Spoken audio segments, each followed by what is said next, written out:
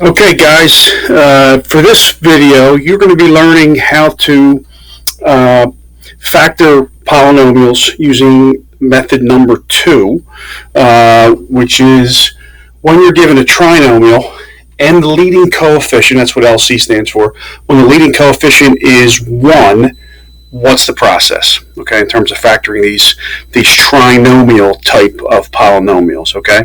So now think of the FOIL method. Think of what we did before. So let's review what foiling means. So if I asked you to multiply, so if you multiplied x minus 2 times x plus, say, 4, and I ask you to multiply now, not factor, okay? Not factor. You would multiply, you would first take the first two terms, x times x, and that'll give you x squared. So x times x would give you x squared. All right, those are the first terms. All right, and then these two terms here, those would be considered the outside terms. So that would be x times 4. That would be 4x. And that's where the O comes in. And then these inside terms, negative 2 times x would give you negative 2x. And that's where the I comes from. And then these last terms here, negative 2 times positive 4 would give you negative 8. And there's your FOIL method. Now all of this, these two, if are like terms, we would add those and that would give you 2x. So the final result of multiplying these two binomials together would be x squared, okay, from here. These two added together would give you positive 2x, and then this last one, negative 8. So this would be the final expression that would be the result of multiplying x minus 2 times x plus 4, okay? Now, when we factor using this method, when we factor trinomials, when the leading coefficient, now keep in mind here, what number is understood to be in front of x, and we all know there's a 1 there, so that's what we mean by the leading coefficient is 1. A leading coefficient is the coefficient that leads the expression. Now this expression, you guys know, is in standard form. In other words, it's in order from highest power all the way down to the constant negative 8, which doesn't have a degree. The degree of negative 8 is actually 0. And if you guys should remember that from the quiz. So now, this process, okay, using trinomial factoring where the leading coefficient is 1, you're going to start from here and get me to these two factors, okay? These two factors. So, let's go through an example problem where now we're going to work backwards. Okay, backwards. All right. So let's take now again. This method is going to help you answer the homework questions on page 1 of your factoring packet, which I haven't shared with you yet. You'll be getting that soon via email. And this is on page 1. This is the bottom half of page 1, numbers 1 to 15. You'll see the 3-letter word try in the left-hand column, and that's this method, trinomial factoring, and then you'll see the LC equals 1. That means leading coefficient equals 1. Okay, so let's take an example problem. So if I said factor x squared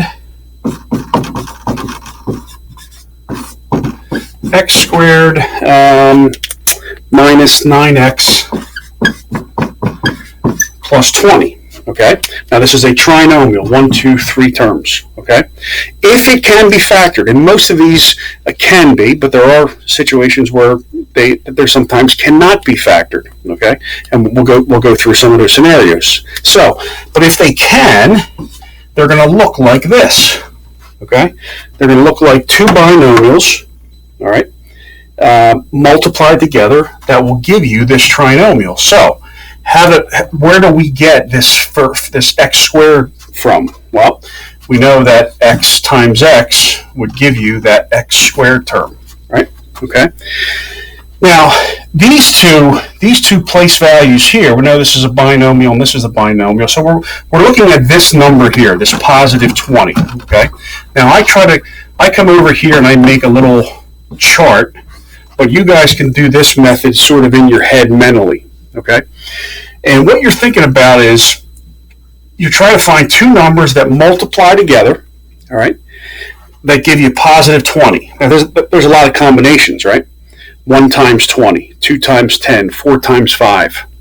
How about negative 1 times negative 20 or negative 4 times negative 5, right? There's a lot of possibilities, but there's only one combination where both factors, both numbers multiply to give you positive 20, but they have to add up to give you negative 9, okay? Negative 9 when you add them. So the only two factors that we know of that multiply together that give you positive 20 and add together to give you negative 9 would be negative 4 and negative 5. So negative 4 times negative 5 would give you positive 20, and negative 4 plus negative 5 would give you negative 9. Now, in terms of how you write the factors, it doesn't matter where these two numbers go. I can put negative 4 here and negative 5 here, or switch. I'm going to put minus 4 here and minus 5 there, okay? And that's it. So how do you know you're correct? Again, you can always check this by refoiling and using that method. So x times x would give you x squared. X times x, so here's your check. So when you check, you're going to use the FOIL method. Okay? So x times x would give you x squared. X times negative 5 would give you negative 5x. Negative 4 times x gives you negative 4x. And negative 4 times negative 5 would give you positive 20. These two add together to give you x squared minus 9x plus 20. So that checks out. So these two would be the factors of this trinomial, okay? Of that trinomial. And those are the only combinations. These are the only two numbers that are going to work, okay? Only two numbers. Let's take another example. Okay? So let's take... How about x squared minus 6x minus 27. Minus 27. Okay? All right, so we have a trinomial. The leading coefficient is 1, understood. All right, so this is the method we're going to use. All right? So we know this trinomial should factor like that. We know that this first term of x squared is derived by x times x. So the first two spaces are in this method are going to be x here and an x here, or whatever variable it is. It could be a different variable other than x. Okay.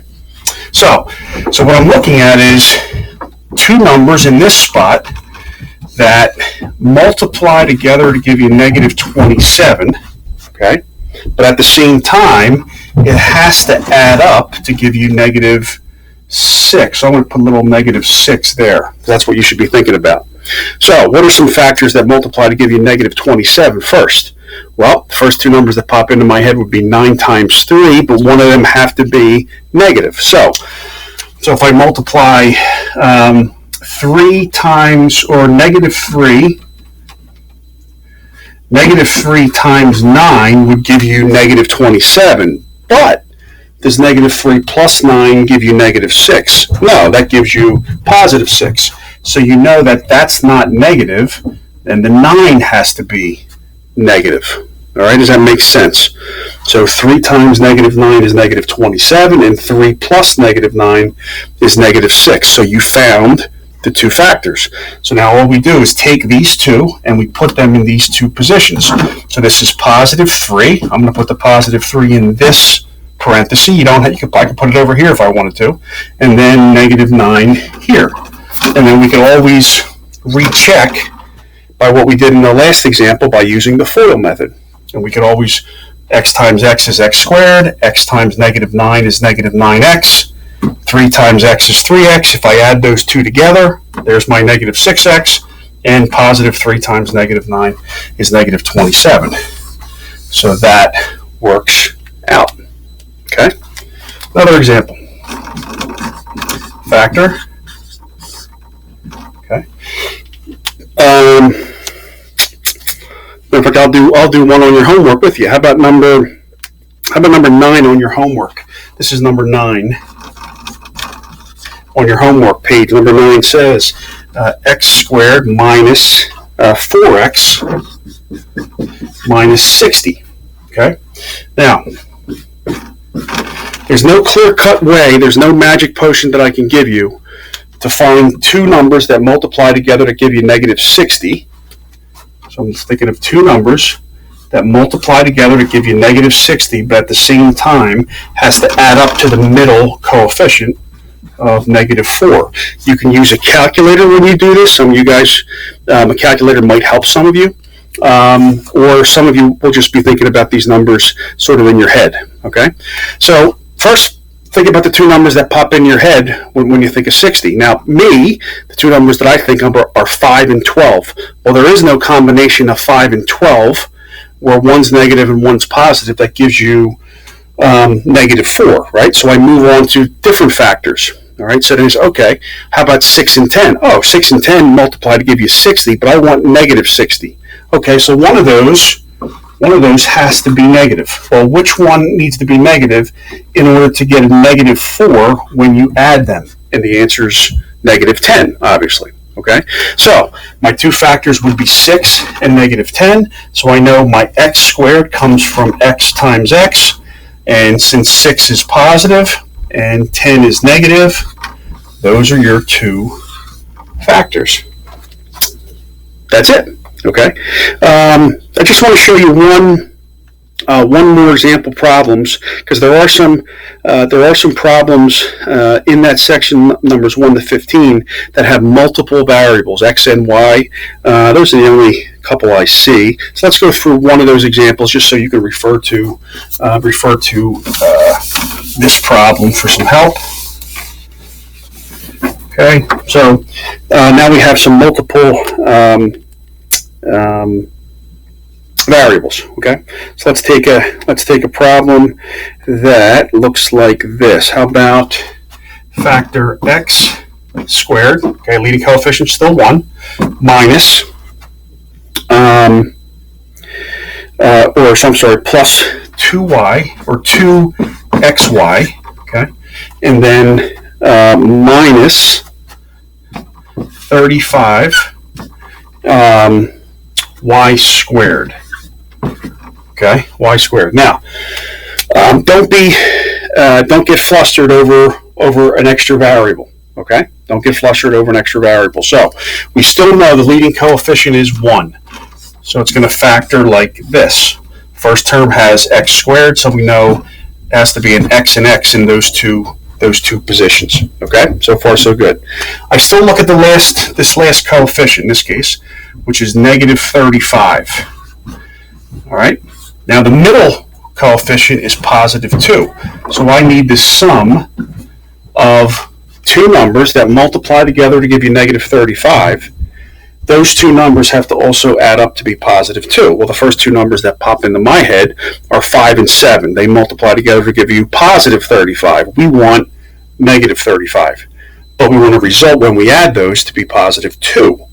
So I know that that 7 plus a negative 5 would give me a positive 2, and 7 times negative 5 would give me negative 35. Now, where does the y's come in?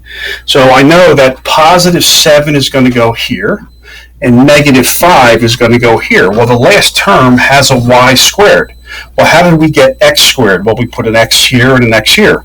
Well, how do we get y squared? We're going to put a y here and a y here. All right. So those are your two factors. But now you ask, Mr. Duda, how do we get this xy there? Well, again, you can always go back and check your answer. All right. You can always go back and check using the FOIL method. So x times x give you x squared. So that works. X times negative 5y is negative 5xy, these two terms. And then these two, the inside terms, so positive 7y times x would give you plus, and I'll put this in alphabetical order, plus 7xy when we multiply those two. And then the last terms, positive 7y times negative 5y would be negative 35. Y times y is y squared. Okay? So what happens there, okay, what happens there now, you can see that these two, if we add those together, that gives you positive 2xy. And we're good there. And we already got the negative 35xy. So this, in fact, those two are, that's the correct factors. These two are the correct factors of this original trinomial. Okay? So I think I gave you some good examples of what you'll need to kind of look forward to in terms of your homework assignment. If you have any questions or concerns, again, always email me. But please watch the videos. Please watch the videos before you ask me questions via email. Okay, and rewind the videos. Okay, slow them down. Rewind, stop, do a couple problems, continue the video, and move on. That might be a really good strategy for some of you guys, okay? Other than that, I hope you had a great weekend, and I'll be talking to you this week.